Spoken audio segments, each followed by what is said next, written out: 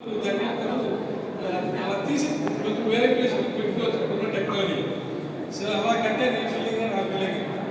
So అంత risk ఉంటుంది feeling. ఇంకా మనం మోస్ట్ ఆఫ్ ఇరిగేషన్ ప్రాజెక్ట్స్ మనకు agriculture is the major. So ఫస్ట్లో మనకు అంత ఉండేది అగ్రికల్చర్ ఇరిగేషన్ ప్రాజెక్ట్స్.